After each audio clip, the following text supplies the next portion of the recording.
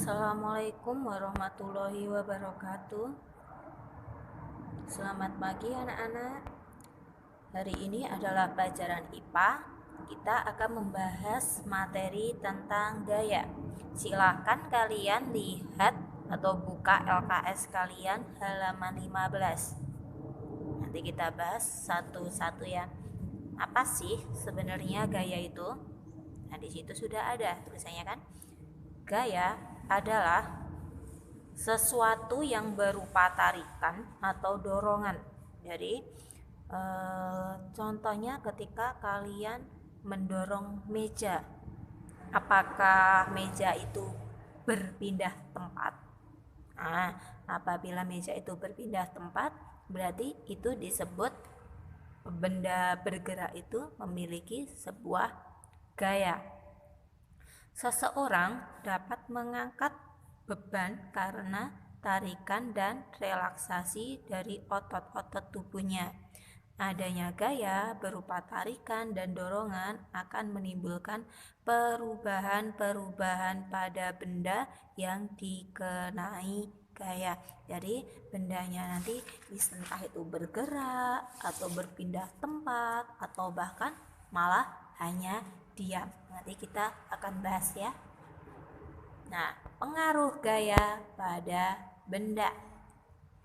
Besarnya gaya dapat diukur dengan neraca pegas atau dinamometer. Nah, pengaruh gaya itu dapat diukur dengan neraca pegas atau dinamometer.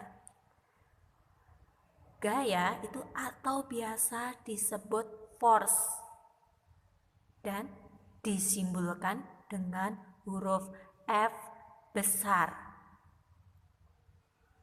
Satuan gaya dalam SI atau satuan internasional adalah Newton atau biasa disingkat dengan N besar. Satuan lain yang sering dipakai gaya adalah Dine.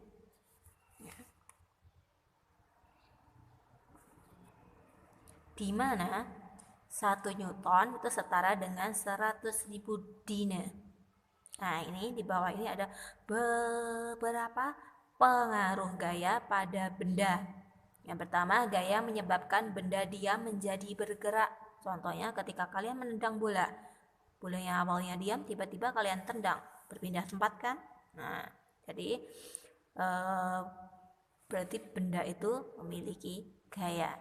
Yang kedua, yang B, gaya menyebabkan benda bergerak menjadi diam. Contohnya, ketika setelah ditendang tadi ada kipernya ya, penjaga gawang yang menangkap bola sehingga bolanya menjadi diam. Yang C, gaya dapat menyebabkan benda berubah arah. Contohnya ketika membentur bolanya tadi, ketika mau ditangkap penjaga gawang, jelalah penjaga gawangnya tidak bisa menangkap, terbentur oleh tiang gawang, akhirnya bolanya mental, jadi berpindah arah. Yang D, gaya dapat menyebabkan benda bergerak lebih cepat. Terus dari contohnya, awalnya bolanya bergeraknya lambat, ditambah ditundang lagi menjadi semakin kencang. Atau ketika kalian mengayuh sepeda atau mengendarai motor dengan kecepatan awalnya 20 km per jam, kalian tambah kecepatannya menjadi 60 km per jam, jadi menjadi semakin cepat. Yang E, gaya dapat mengubah bentuk benda. Nah, jadi bendanya bisa berubah bentuk. Contohnya, kaleng kosong kalian injak, berubahlah menjadi, kalengnya menjadi penyok. Nah, sekarang lanjutnya adalah vektor dan resultan gaya.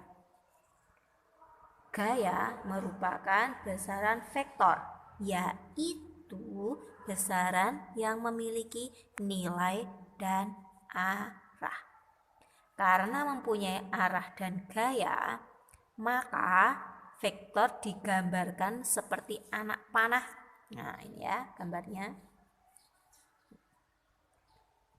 Besar gaya dinyatakan dengan panjang anak panah. Arah gaya ditunjukkan dengan arah anak panah. Sedangkan besar gaya dilambangkan dengan huruf F. Langsung saja.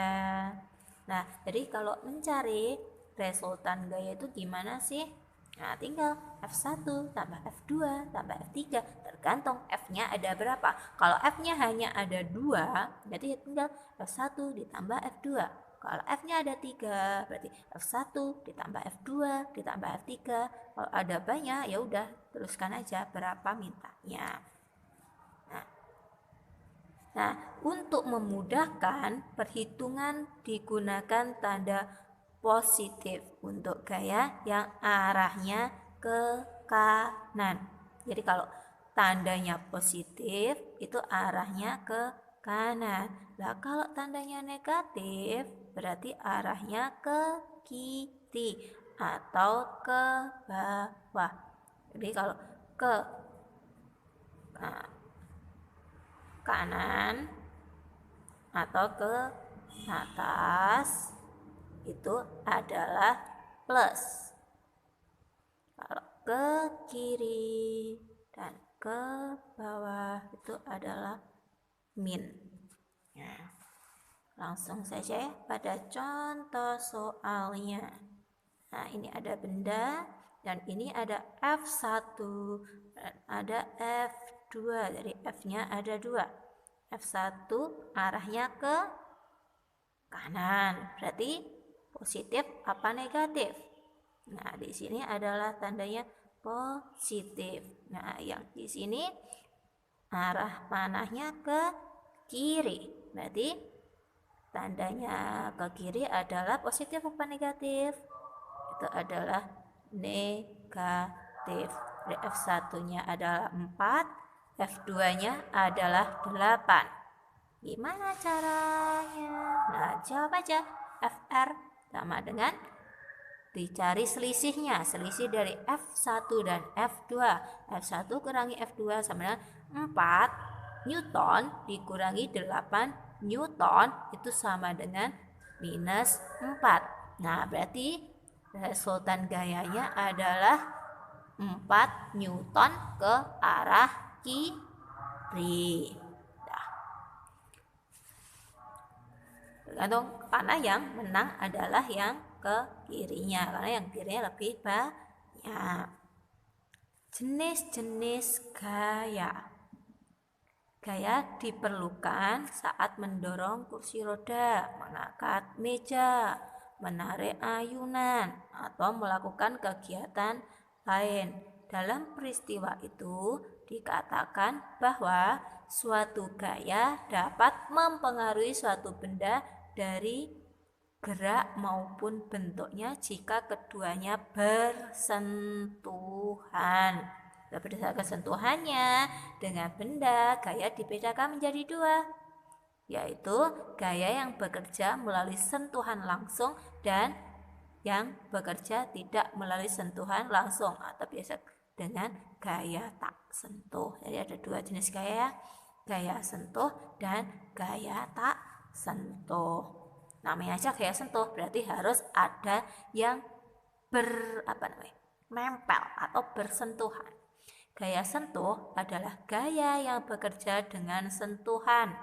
Maksudnya adalah suatu gaya akan menghasilkan efek jika terjadi sentuhan dengan benda yang akan diberikan gaya tersebut.